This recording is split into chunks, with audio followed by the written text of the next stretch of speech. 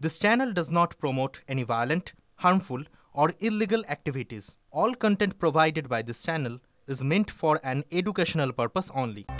নমস্কার, টিভি9 বাংলায় আপনাদের আরও একবার স্বাগত জানাই।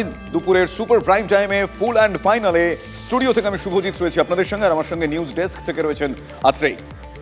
খাস কলকাতায় আবারও বিজেপি নেতা আক্রান্ত হয়েছেন। কসবায় বাড়ির কাছে বিজেপির মণ্ডল সম্পাদক, যার নাম টিঙ্কু পোদ্দার, তার উপর হামলা চলে। বিজেপি করায় রড দিয়ে বেধড়ক মারধর করা হয় বলে অভিযোগ করা হচ্ছে, আর এই অভিযোগের আঙুল তৃণমূলের কিছু নেতাকর্মীর দিকে। বিজেপি নেতার পরিবারের উপরেও হামলা করা হয়েছে।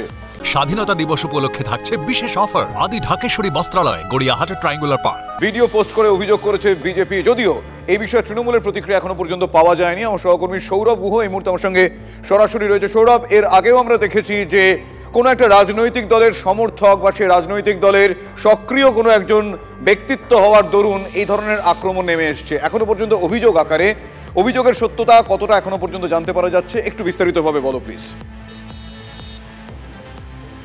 স্বাধীনতা দিবস উপলক্ষে থাকছে বিশেষ অফার আদি ঢাকেশ্বরী বস্ত্রালয়, গড়িয়াহাটের ট্রায়াঙ্গুলার পার্ক।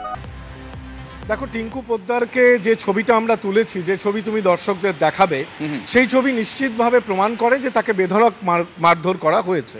এটা কোনো প্রমাণের, আলাদা করে কোনো প্রমাণের অপেক্ষা রাখে না। কিন্তু প্রশ্নটা হচ্ছে যে ঘটনাটি কতটা রাজনৈতিক, নাকি ঘটনাটি একেবারে পাড়ার ঝামেলা।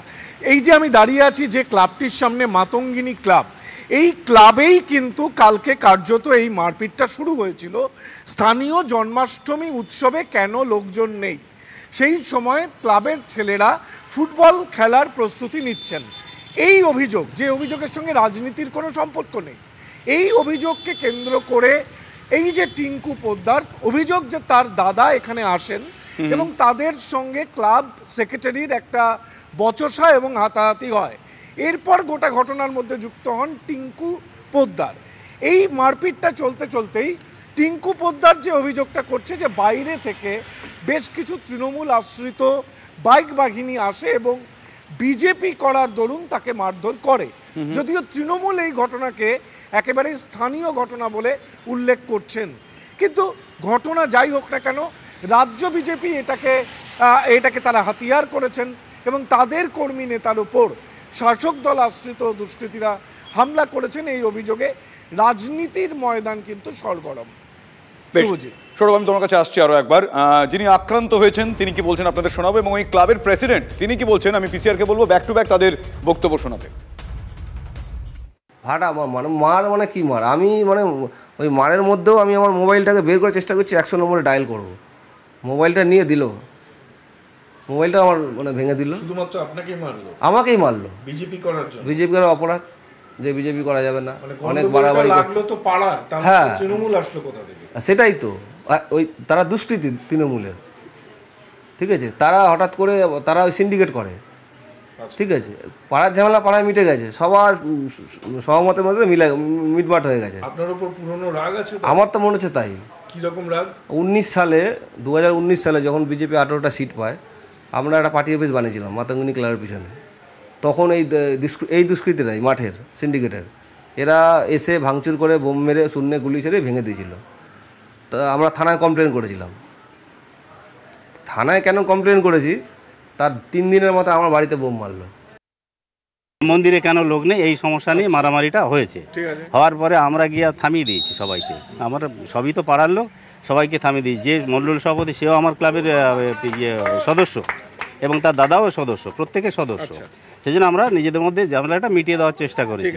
তারপর আবার বাইরে অন্য একটা ছেলের সঙ্গে গন্ডগোল করতে গিয়ে আমরা তখন আমি উপস্থিত ছিলাম, পেছনে দেখছি আবার মারামারি হয়েছে, সেখানেও আমরা করে দিয়েছি। এটা কোনো রাজনৈতিক বা আমাদের ক্লাবের কোনো ইনভলভমেন্ট নেই। উনি যে বলছেন, আপনারা শুনলেন যিনি আক্রান্ত তিনি কি বলছেন, ক্লাবের প্রেসিডেন্ট কি বলছেন। আমি আরো একবার আমার সহকর্মী সৌরভ গুহর কাছে যাব। সৌরভ, 2019 সাল থেকে তিনি মার খাচ্ছেন বলে দাবি করছেন, তার বাড়িতে বোম ছোড়া হয় বলেও তিনি দাবি করছেন, দুষ্কৃতী বলে তিনি দাবি করছেন। এখনো পর্যন্ত যে রাজনৈতিক দলের সমর্থক তারা হোক না কেন, যে কোনো কারণ হোক, এরকম একটা ঘটনা ঘটলো, রড দিয়ে মারা হলো বলে জানা যাচ্ছে, এখনো পর্যন্ত কোনো ব্যবস্থা গ্রহণ কেন হলো না?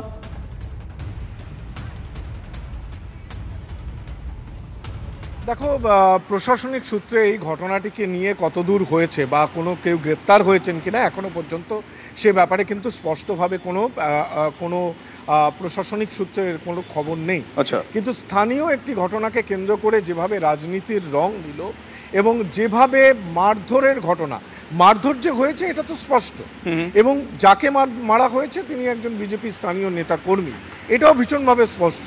এবং যিনি মার খেয়েছেন তিনি অভিযোগ করছেন যে স্থানীয় সিন্ডিকেটের সঙ্গে যুক্ত। হ্যাঁ, তিনি সেই অভিযোগ করলেন। আমরা কিছুক্ষণ আগে দর্শকদের শুনলাম। এই মুহূর্তে আমার সঙ্গে টেলিফোন লাইনে রয়েছেন বিজেপি নেতা জগন্নাথ চট্টোপাধ্যায়। জগন্নাথবাবু, একটা রাজনৈতিক কারণ এক্ষেত্রে জানা যাচ্ছে, অভিযোগ আসছে যে তিনি বলছেন যে বিজেপি মণ্ডল সভাপতি, তিনি যে কারণে বিজেপি করার জন্য তাকে মারা হয়েছে, কিন্তু কেউ বা কারো তাকে এসে মেরেছেন, এটা এখনো পর্যন্ত জানতে পারা যাচ্ছে। তারা তৃণমূল সমর্থক বলে, তিনি তৃণমূল আশ্রিত দুষ্কৃতী বলে তিনি দাগিয়ে দিচ্ছেন। কিন্তু 2019 সালেও এদের বিরুদ্ধে অভিযোগ ছিল। পুলিশ যে বারবার ব্যবস্থা নেয় না, পুলিশের বিরুদ্ধে জানানো হওয়ার পরেও পুলিশ কোনো ব্যবস্থা নেয়নি, উল্টে মার খেতে হয়েছে। এইটা কি পরিস্থিতি? এইটা কেন হচ্ছে? এই বিষয়ে আপনার কি মনে হয়? কসবার ওই মন্ডলে বিরোধী রাজনীতি করা যাবে না, এরকম একটা তৃণমূলের অলিখিত নিয়ম আছে, এবং যখনই যে কোনো কার্যকর্তা আমাদের সক্রিয় হয় তৃণমূল আক্রমণ করে। কিন্তু ঘটনাচক্রে ওই কসবার আশপাশেই কিন্তু তৃণমূলের কাউন্সিলরের বিরুদ্ধেও আক্রমণ হয়, টার্গেট কিলিং করে লোকে তাকে মারতে চলে আসে। ঠিক আমাদের যে কার্যকর্তা গতকাল তাকে রক্তাক্ত করা হয়েছে, মাঝরাতে মারধর করা হয়েছে, তিনি থানায় অভিযোগ জানিয়েছেন এবং তিনি দোষীদের চিহ্নিত করেছেন তারা নন তৃণমূল কংগ্রেসের দুষ্কৃতী এবং সম্পূর্ণভাবে রাজনৈতিক কারণেই এই ঘটনা ঘটানো হয়েছে। আমরা পুলিশ কি অ্যাকশন নেয় তার জন্য অপেক্ষা করছি। পুলিশ যদি এফআইআর না লিখে দোষীদের গ্রেপ্তার না করে আমরা আইনি পথে যাব। বেশ, ধন্যবাদ জগন্নাথ বাবু। জগন্নাথ চট্টোপাধ্যায়ের সঙ্গে কথা বলছিলাম, বিজেপি নেতা। এখনো পর্যন্ত তারা পুলিশ এই ঘটনায় কি পদক্ষেপ করে সেই অপেক্ষা তারা করছেন বলে জানালেন, না হলে তারা আইনি পদক্ষেপ, আইনি পথে তারা যাবেন। কিন্তু তিনি পাশাপাশি এটাও উল্লেখ করলেন ঠিকই এই কসবাতেই তৃণমূল কাউন্সিলরকে কিভাবে দুষ্কৃতীদের বুলেটের মুখে পড়তে হয়, অল্পের জন্য তার প্রাণ বেঁচে গিয়েছিল, কিন্তু সেই কসবাতে বিজেপি করার অপরাধে একদল দুষ্কৃতী এসে একজনকে মারধর করলেন, অভিযোগ এমনটাই এখনো পর্যন্ত। এবার দেখার পুলিশ এক্ষেত্রে কি ব্যবস্থা নেয়। অধীর রঞ্জন চৌধুরী এ বিষয়ে কি প্রতিক্রিয়া দিয়েছেন, একবার শোনাবো আপনাদের। দেখুন, এই রাজ্যে তো বিরোধী দলের অবস্থা কি আমরা সবাই জানি, কারণ আমরা বিরোধী দল করি। এখানে কংগ্রেসের উপর হামলা, সিপিএমের উপর হামলা তৃণমূল ক্ষমতা আসার পর থেকে করেই চলেছে, করে করে আমাদেরকে দুর্বল করেছে। এখন তারা মনে করছে বিজেপির উপর একটু হামলা করা দরকার, কারণ বিজেপিকে হামলা না করলে হয়তো তারা কোথাও শক্তি বৃদ্ধি করতে পারে। সমস্যাটা এই জায়গাটা। কিন্তু আমার বক্তব্য একটাই, যে কোনো রাজনৈতিক দলকে যদি খারাপ লাগে তাকে নিষিদ্ধ ঘোষণা করবে, কিন্তু রাজনীতি করার অধিকার কোনো সরকারের থাকতে পারে না, কেড়ে নেওয়ার অধিকার থাকতে পারে।